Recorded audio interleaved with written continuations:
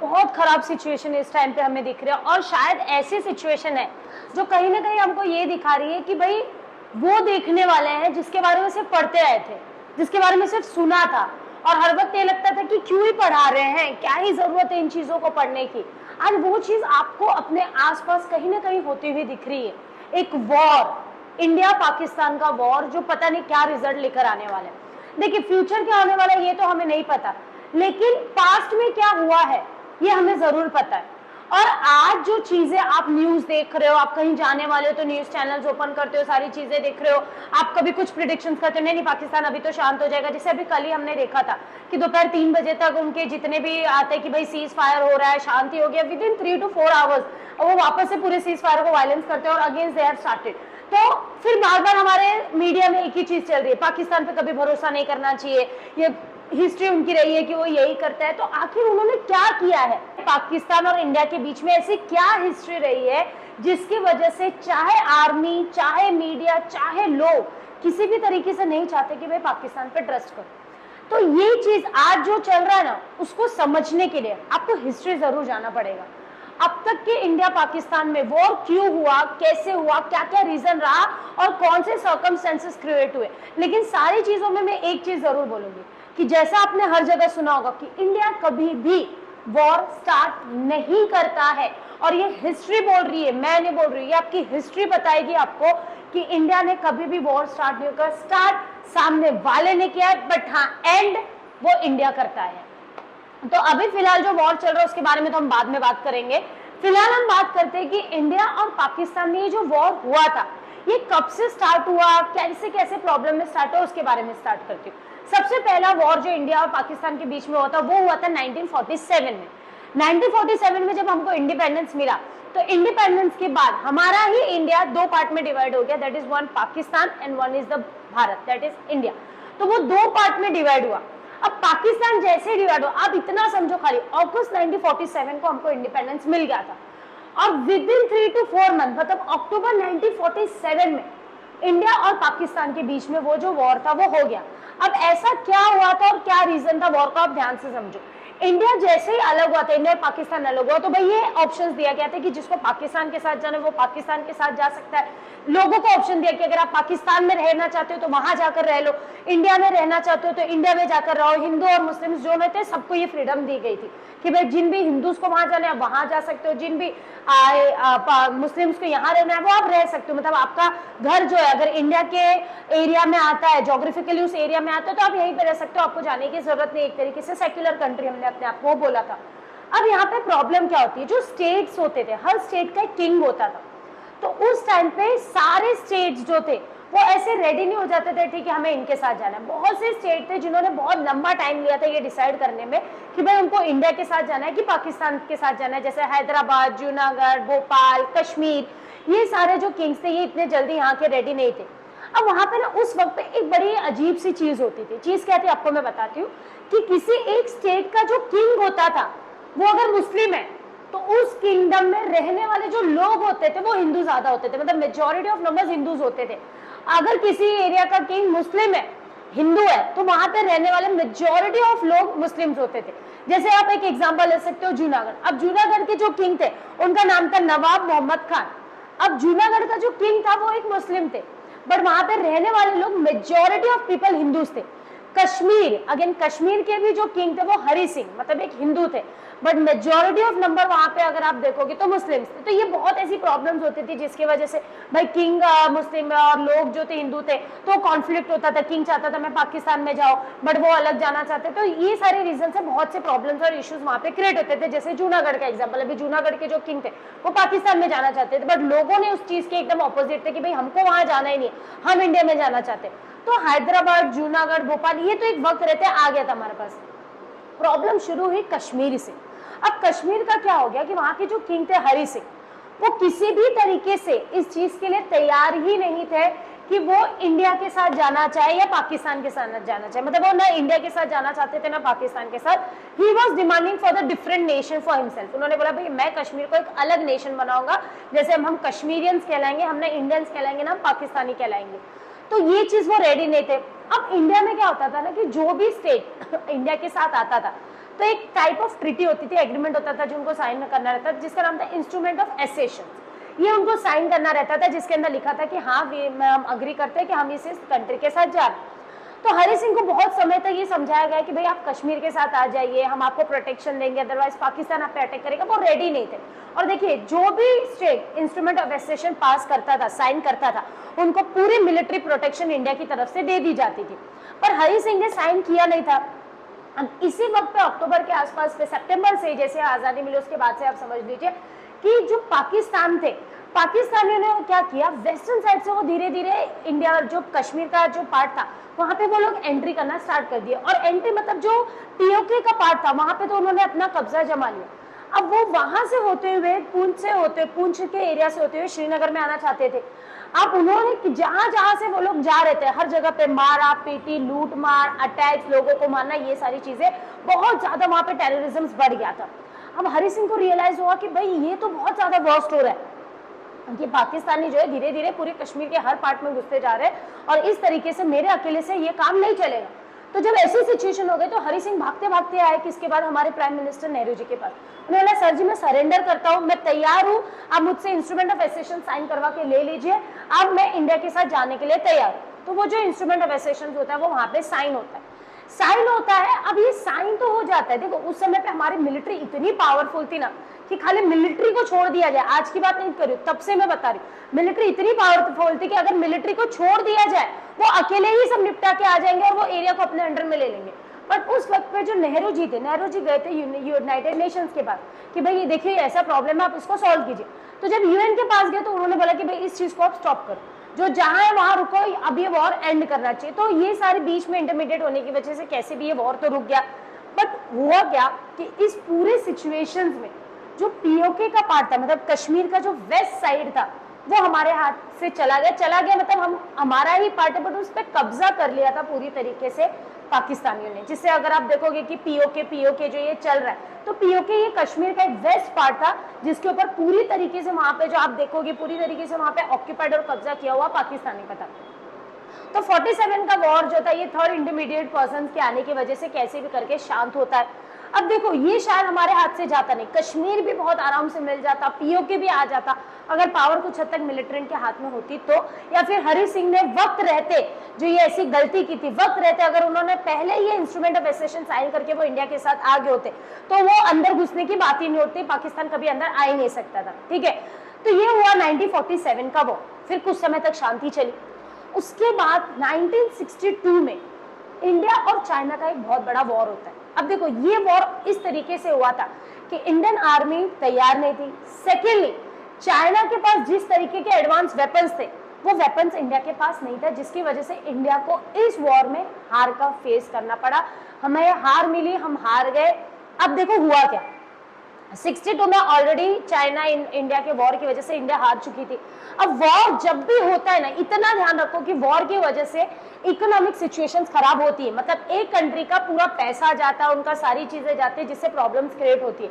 अब ये वॉर होने की वजह से इंडिया का इकोनॉमिक सिचुएशन ऑलरेडी डिस्टर्ब था और उसी टाइम पे हमारे प्राइम मिनिस्टर, उसी टाइम पीरियड के आसपास हमारे प्राइम मिनिस्टर जो नेहरू जी है उनकी भी डेथ हो जाती है। अब डेथ होने की वजह से एक तो हम इकोनॉमिकली थोड़े से हिले डुले हुए थे, अब पॉलिटिकली भी हिल गए क्योंकि भाई नेहरू जी की डेथ हो गई।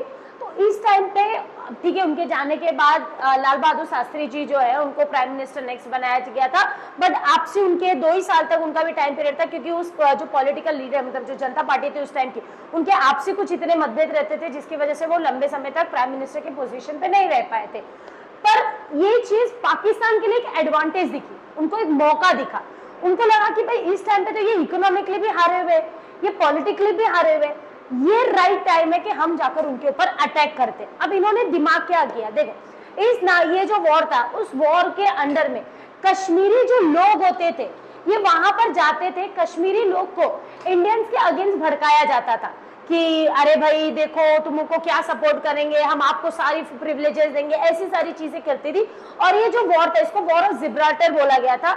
अब जो वॉर ऑफ जिब्राल्टर था इसके अंदर इन्होंने पूरा ट्राई किया था कश्मीरियंस को भड़काने का, कश्मीरियंस को अपने अगेंस्ट में लेने का, बट इसके अंदर सबसे बड़ा सिचुएशन जो हमें यही दिखा था, अभी देखिए एलओसी का पार्ट था जो हमारे हाथ से गया था। अब इसके अंदर सबसे बड़ा प्रॉब्लम हुआ, और कि जैसे इन्होंने ये चीजें स्टार्ट की, कश्मीरीज जाग गए। कश्मीर ने बोला ये क्या बोल रहा है, हमारे भाई तुम हमारी कंट्री के, भारत हमारा, हमारी कंट्री के अगेंस्ट बोल रहे। तो इन्होंने जो अपने आर्मियों को भेज के रखा था कि जाकर उनको कन्विंस करो और कश्मीरियों को घुमाओ, कश्मीरी लोग ने इनको ही घुमा दिया अच्छे से। वहां पे जितने भी पाकिस्तान के आर्मी आए थे उनको मारना स्टार्ट किया और मार के इनको जाकर हमारे जो आर्मी चीफ्स होते थे और जितने भी पुलिस वाले होते थे वहां पर जाकर इनको देना स्टार्ट कर दिया। मतलब कश्मीरियन ने मार के इनको भगा दिया था कि निकलो यहाँ से, हमें तुम्हारी बात नहीं सुननी है। ये था वॉर ऑफ जिब्राल्टर जो कि 1965 में हुआ था और इसके अंदर उन्होंने से जितने भी कश्मीरी थे उनको पूरी तरीके से इन्फ्लुएंस करने की कोशिश की थी। तो ये तो उनका हार गए, ये तो उनसे हुआ नहीं। उसके बाद एक बार फिर से इन्होंने एक ऑपरेशन चलाया जिसका नाम था ऑपरेशन ग्रैंड स्लैम। अब ग्रैंड स्लैम के अंदर इन्होंने देखो एक्चुअली में इन्होंने किया क्या था, अखनूर जो जम्मू का एक जगह है वहां पे जाकर इन्होंने कैप्चर करने की कोशिश की।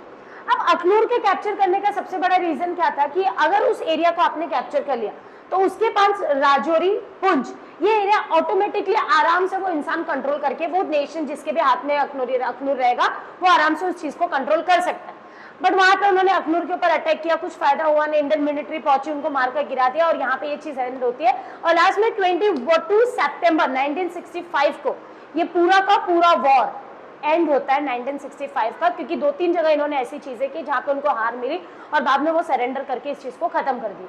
अब आप देखो 1945 की 7 की बात करें या 1965 की बात करें, 47 और 65 दोनों वॉर में आपको एक ही चीज दिखेगी कि शुरुआत पाकिस्तान ने किया और एक ऐसा वक्त किया कि जब इंडिया ऑलरेडी खराब सिचुएशन में था वहां पे और हथौड़ा मार के इंडिया को तोड़ने की कोशिश की गई, बट कुछ हुआ नहीं बिकॉज ऑफ हमारे कश्मीरियंस पीपल जिन्होंने इस चीज को समझा और हमारे इंडियन के उस समय पे एक जो यूनिटी थी, जो हमारे मिलिट्री पावर थी वो इतनी स्ट्रांग थी, यूनिटी इतनी स्ट्रांग थी कि इस चीज को गिराना पॉसिबल नहीं था।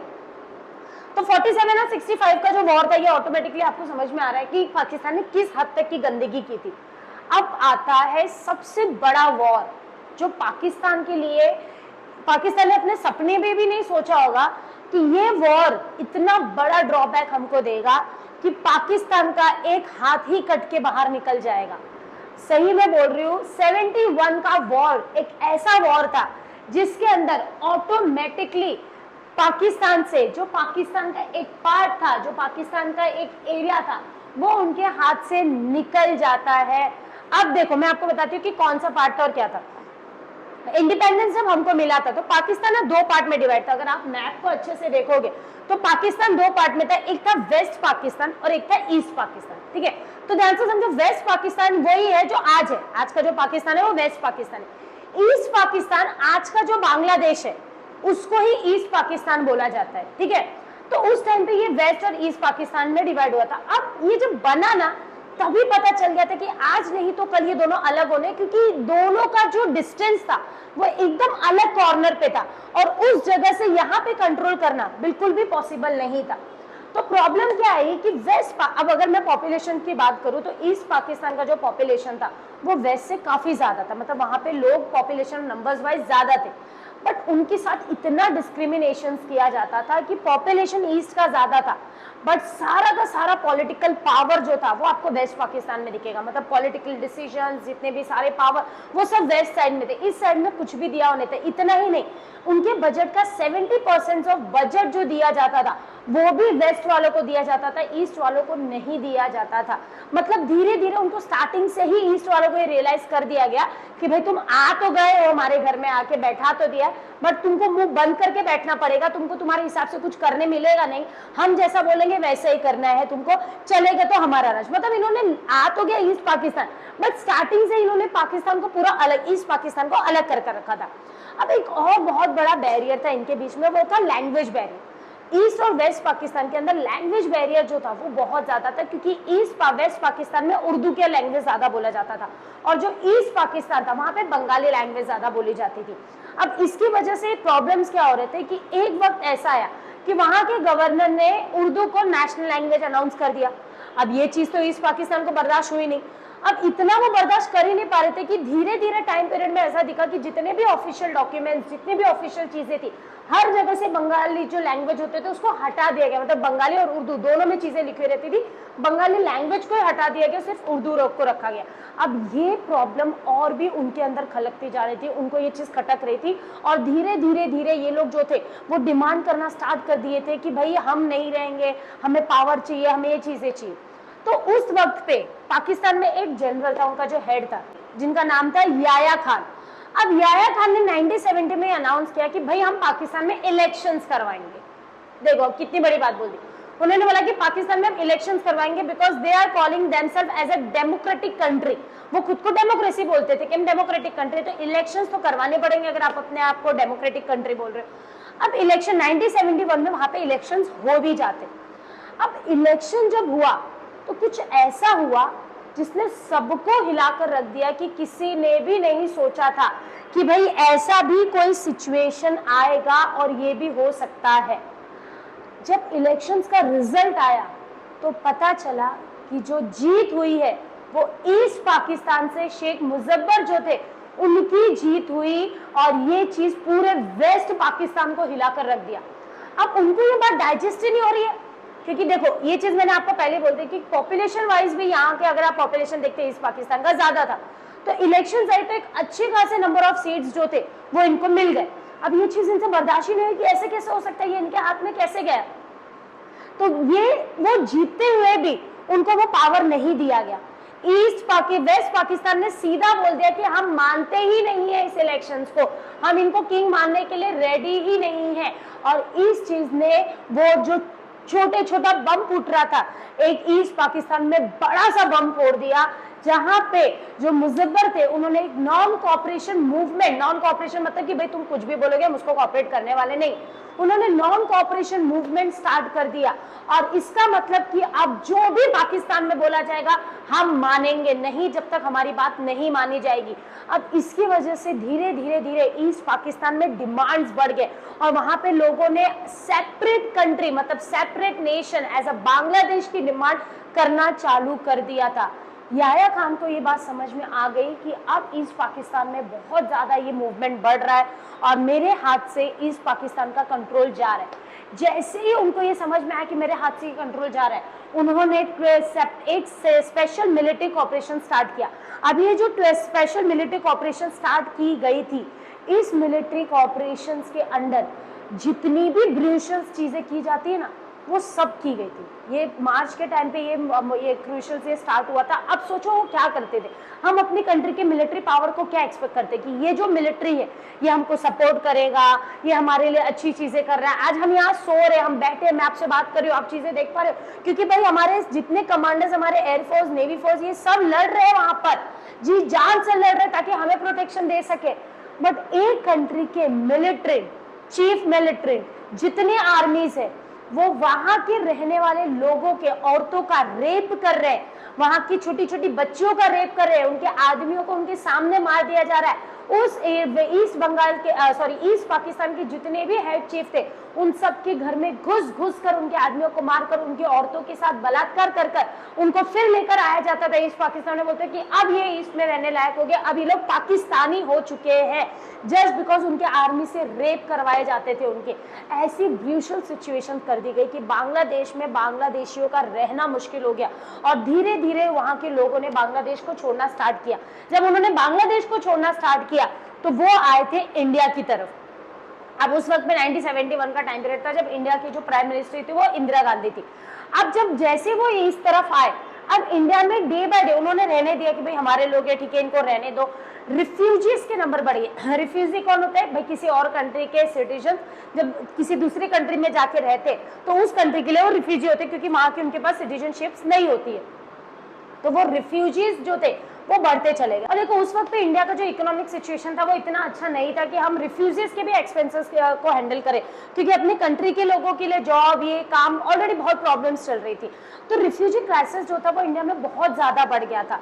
तो भाई इंदिरा गांधी भी टेंशन में आ गई कि हमें कुछ ना कुछ इनके लिए करना पड़ेगा, बांग्लादेश को फ्री करना पड़ेगा पाकिस्तान से, ताकि ये जो रिफ्यूजीज है हम इनको वापस से इनके कंट्रीज में भेज सके।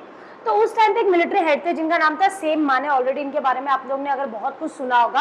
तो अब सेम माने को बोला कि भाई देखो अब ऐसा सिचुएशन आ गया कि रिफ्यूजीज के क्राइसिस बढ़ते जा रहे हैं, हमें बांग्लादेश पे अटैक करना पड़ेगा।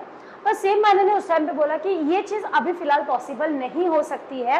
रीजन ये है कि इस टाइम पे जिस तरीके का एनवायरमेंट है और जो सिचुएशन है हमारे लिए पॉसिबल नहीं है। अब देखो मैं आपको समझाती हूँ कि आखिर ऐसा क्या रीजन था कि उन्होंने मना किया। सबसे बड़ा रीजन ये था कि उस वक्त पे पाकिस्तान को पूरी तरीके से अमेरिका का और चाइना का सपोर्ट था। आज देखो, आज अगर आप देख रहे हो तो आपको ऐसा लगे नहीं हम अमेरिका तो हमारे साथ है, अमेरिका पूरी तरीके से सपोर्ट नहीं कर रही, ये बैक फुट पे हो रहा है, ये कर रहा है। आज भी अमेरिका सपोर्ट कर रहा है, इसके बारे में मैं आपको बाद में आराम से समझाऊंगी किसी वीडियो में, बस इतना ही आपको बोलूंगी ये समझ के लो कि आज भी अमेरिका कर रहा है, बट आज वो फ्रंट फुट पे नहीं खेल रहा है। आज वो कर रहा है जहां से सपोर्ट, वो बैक फुट है। बट 1971 का वॉर ऐसा सिचुएशन था कि दो बड़ी countries China and America front foot पर और बहुत आराम से बोलते थे कि भाई हम तो पाकिस्तान को सपोर्ट करने के लिए रेडी है और हम करेंगे।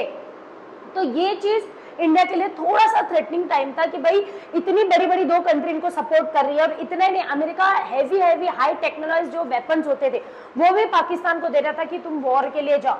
बट ये हमारे लिए प्रॉब्लम्स क्रिएट कर सकता था। अब देखो चाइना और अमेरिका का सपोर्ट उनको क्यों मिल रहा था, ऐसा नहीं दोस्ती आ रही थी।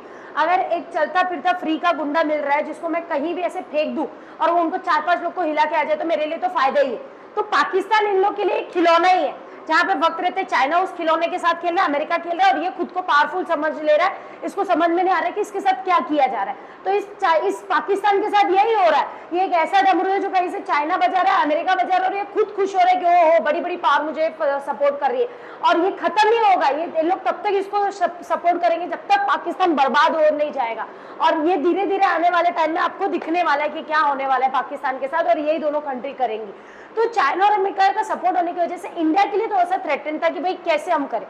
तो इंडिया ने इसी चीज के बारे में यूनाइटेड नेशन में अप्रोच किया कि भाई ऐसे ऐसे सिचुएशंस है, हमें एक सपोर्ट चाहिए रहेगा। इस वक्त पे इंडिया के लिए एक बहुत बड़ा जैकपॉट आया जिसमें इंडो सोवियत ट्रीटी साइन हुआ, एक एग्रीमेंट साइन हुआ। इसके अंदर बेसिकली क्या होता कि ये ट्रीटी में था कि अगर इंडिया के ऊपर या सोवियत यूनियन इन दोनों में से किसी भी कंट्री पे अगर अटैक होता है तो सपोर्ट करने के लिए, सपोज सोवियत यूनियन पे होगा तो इंडियन मिलिट्री भी वहां पर जाकर सपोर्ट करेगी, इंडिया पे रहे तो सोवियत यूनियन मिलिट्रीज भी आएगी। तो जब ये चीज हुई तो इंडिया को थोड़ा रिलैक्स हुआ कि ठीक है अब हम लड़ सकते हैं, क्योंकि भाई अपने पास एक दोस्त है जो अपने को सपोर्ट करने के लिए आएगा, अकेले लड़ाई नहीं लड़नी।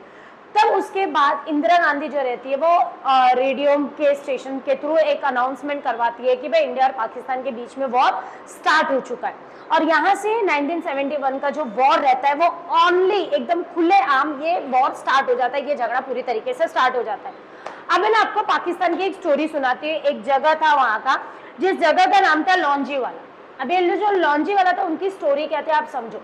ये ऐसा एरिया था, रात के वक्त पे पाकिस्तान यहाँ पे पहुंचता है बॉर्डर एरिया पे, वहां पे अपने थाउजेंड्स ऑफ आर्मी के साथ और बड़े बड़े टैंक्स के पास साथ में पहुंचता है। और उस वक्त पे इंडिया में जो पंजाब रेजिमेंट है उसकी सिर्फ एक कंपनी 120 सोल्जर्स के साथ ही वहां पर खड़ी थी उनसे लड़ने के लिए। मतलब आप समझो उस एरिया में उनकी साइड से 1000 ऑफ सोल्जर्स और हमारे साइड से सिर्फ 120 सोल्जर्स ही थे।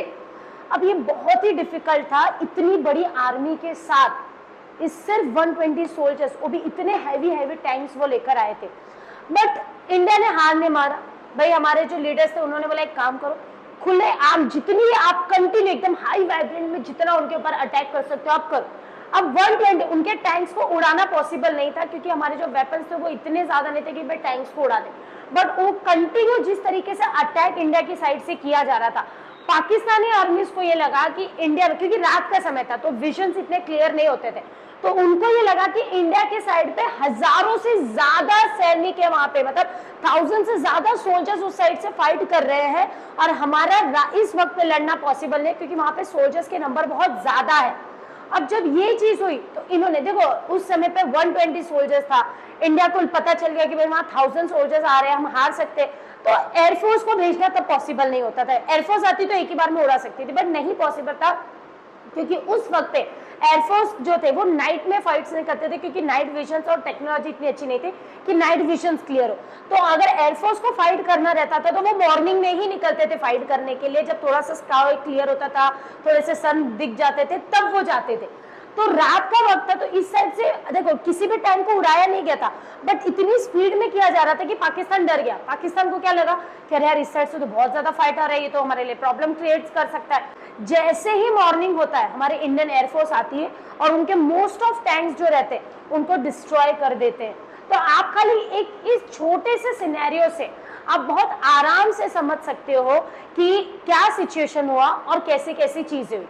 अब यहाँ पे कैसा हुआ कि एक तो जो बांग्लादेश के जो उनके मुजफ्फर थे उनको उठाकर ये लोग ने ईस्ट पाकिस्तान में डालकर रख दिया, मतलब वेस्ट से, ईस्ट पाकिस्तान से उठाकर उनको वेस्ट में रख दिया। अब ये वॉर स्टार्ट हो चुका था, इतनी हैवी फायरिंग हो रही थी कि उनकी हालत तो खराब हो गई। 6 दिसंबर का टाइम था जब मॉर्निंग में हमारे एयरफोर्स आई और उनको मार के हटाई। तो ये एक जगह का मैं स्टोरी सुना रही हूँ, ऐसे बांग्लादेश के बहुत से ऐसे एरियाज थे जहाँ पे धीरे धीरे इंडियन मिलिट्री ने अपना कैप्चर कर लिया था और ऑलमोस्ट कवर कर लिया था। अब कैप्चर करना सबसे बड़ा जरूरी था ढाका, उनका जो ढाका एरिया है, मतलब वो बांग्लादेश का कैपिटल है। तो ढाका एरिया को कैप्चर करना बहुत ही ज्यादा जरूरी था ताकि पूरी तरीके से बांग्लादेश इंडियन मिलिट्री के हाथ में आ जाए। तो उसको कंट्रोल करना इतना आसान भी नहीं था, क्योंकि वहां पे कुछ ऐसे सर्कमस्टेंसेस थे जिससे वहां पे जा पाना वो पॉसिबल नहीं हो पा रहा था। अब धीरे धीरे वहां पे हमारी कुछ आर्मीज को बाय द एयरफोर्स वहां पर पहुंचा दिया गया। अब क्या होता है कि ढाका के अंदर उनका जो गवर्नमेंट हाउस है वहां पे गवर्नर की बहुत बड़ी मीटिंग होने वाली रहती है सुबह के वक्त पे। अब वहां का जो गवर्नर रहता है वो अपने गवर्नमेंट हाउस में जाता है और वो मीटिंग में यही होने वाला था कि भाई वॉर को खत्म नहीं करना है, वॉर को अभी इसी तरीके से कंटिन्यू करना है। मिलिट्री एक बहुत बड़ा स्टेप लेती है। वो क्या करती है, वो जो ढाका का गवर्नमेंट हाउस था सीधा बम वहीं पे बम फोड़ती है, और जैसे वो उसके ऊपर अटैक करती है वहां का गवर्नर कुछ ही देरों के अंदर डरते भरते आता है, वो अपना रेजिग्नेशन साइन कर देता है। और ऐसे ही तुरंत जो ढाका था वो भी हमारे इंडियन मिलिट्री के हाथ में आता है। उनके बहुत से सोल्जर्स अलग अलग यूनिवर्सिटीज के अंदर हर जगह पे वो लोग छुपे हुए थे अपने आप को बचाने के लिए, और समझ में आ गया था पाकिस्तान आर्मी को कि अब ये एंड हो चुका है, अगर अब हमने सरेंडर नहीं किया तो शायद और बुरा होगा। तो लास्ट में उनके जितने भी सोल्जर्स थे उन्होंने अपने सारे वेपन्स को ड्रॉप आउट किया, यहाँ तक कि उन्होंने इंडियंस की विक्ट्री के लिए उनकी सेरेमनी की। उनके जो हेड ऑफ चीफ मिलिट्री थे उन्होंने अपने सोल्जर अपनी बंदूक सरेंडर की साइन किया, और 1971 का वॉर एंड होते होते पाकिस्तान 2 पार्ट में डिवाइड हो गया। जो अब तक ईस्ट पाकिस्तान था अब वो बन चुका था बांग्लादेश। तो ये वॉर सिर्फ इंडिया और पाकिस्तान के बीच इसीलिए हो गया था ताकि बांग्लादेश को अलग किया जा सके और बांग्लादेश सेपरेट हुआ, और कुछ ऐसा ही अब होता हुआ दिख रहा है। अब जो सिनेरियो दिख रहे हैं ना, ऐसा लग रहा है कि एक और टुकड़े में कटने का टाइम आ चुका है पाकिस्तान का, और ये टुकड़ा, एक टुकड़ा इंदिरा गांधी जी तोड़ के गई थी, अब दूसरा टुकड़ा शायद हमारे प्रधानमंत्री नरेंद्र मोदी जी करेंगे। और पिछली बार बांग्लादेश था, इस बार शायद बलूचिस्तान होने वाला है। तो ये बहुत बड़ी स्टेप है। हाँ, ये जो चीजें आ रही है इसको लेकर अभी इतने कन्वीनियंट मत हो जाओ कि सीज फायर हो गया है, ये वॉर बहुत आगे जाने वाला है। ये मैं आपको बोल रही हूँ, ये वॉर बहुत आगे जाने वाला है और इतनी जल्दी एंड नहीं होने वाला है। इस चीज को समझ के रखिए कि ये वॉर एक बहुत बड़े रिजल्ट के साथ ही एंड होगा। बट हम यही होप करते हैं कि हमारे सारे आर्मीज के जितने भी सोल्जर्स हैं जो हमारे लिए उस बॉर्डर पे लड़ रहे, we just can pray for them कि भाई वो सेफली अपने घर पर वापस आए इस वॉर के बाद, और कुछ भी ऐसा नहीं हो कि हम तो आज़ाद हो जाए बट उस आज़ादी में गिल्ट इतना हो जाए अपने सोल्जर्स के जाने के लिए कि बहुत वो चीज़ उनके परिवार वालों को पता है वो किस तरीके से उनको तोड़ती है और क्या होता है। इवन तो वो बहुत स्ट्रांग होते हैं उनकी फैमिली वाले, क्योंकि वो पहले से ही प्रिपेयर होते हैं, उनको पता है कि अगर ऐसी कोई सिचुएशन है, नहीं पता कि बेटा पति आने वाला है या नहीं आने वाला है, बट स्टिल हम प्रे कर सकते हैं इन चीज़ों के लिए। अब इससे बड़ा एक बहुत बड़ा वॉर इंडिया और पाकिस्तान में हुआ था 99 का कारगिल वॉर। इसके बारे में मैं नेक्स्ट पार्ट में आपको पूरा डिटेल समझाऊंगी।